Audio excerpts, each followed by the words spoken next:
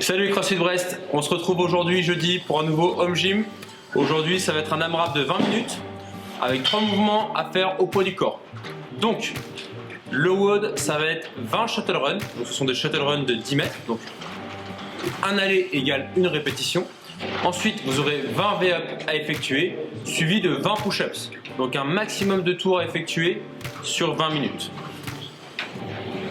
Pour les options, pour les V-up, 20 répétitions par tour, ça fait un volume assez important. Donc, comme première option, vous pouvez réduire un petit peu les répétitions. Si le mouvement de V-up est un petit peu trop dur à réaliser, que vous sentez que vous avez du mal à conserver l'engagement des abdos, passez sur des tuck-up. Pareil, sur les tuck-up, si vous avez besoin, réduisez un petit peu le nombre de répétitions, ça reste assez intense. Pour les push-ups, vous allez pouvoir soit passer sur des knee push-ups, option un petit peu plus dure, faire des box push-ups. Des box push-ups, c'est des pompes où on va surélever les mains.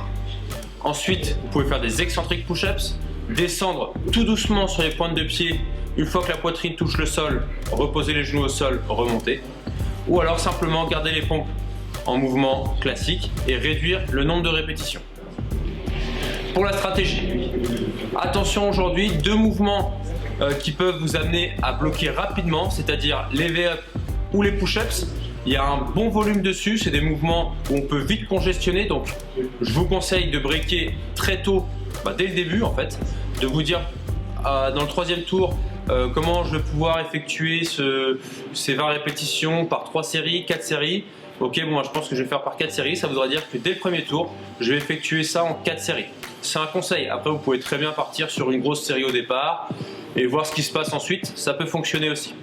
Profitez des shuttle runs pour vous relâcher, ne pas mettre une grosse intensité, maintenir un bon effort modéré, mais ne pas aller dans le sprint sur les shuttle runs pour vraiment prendre le temps de récupérer et réattaquer les V-up et les push-ups un peu plus frais.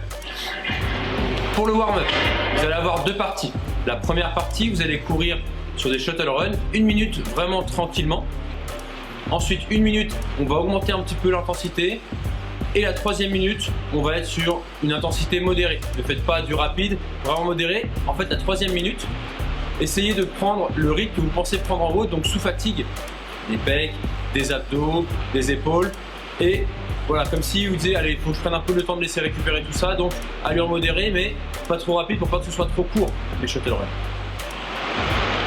La 2e partie, ce sera 3 tours. 5 push-ups to down dog, 10 plank tap shoulder, 8 dead bug et 15 jumping jack. Donc ça, vous le faites 3 fois. Essayez de rester très propre. Faites pas ça trop rapidement. C'est des mouvements qui demandent vraiment d'être très bien placés et surtout d'être bien gainé. Allez, bon entraînement à tous. Respectez bien le standard des V-up et des push-ups. Prenez votre temps sur cet entraînement pour bien réaliser et surtout pour pas caler trop tôt. Vous retrouverez demain Anne Swazik pour un nouveau WOD.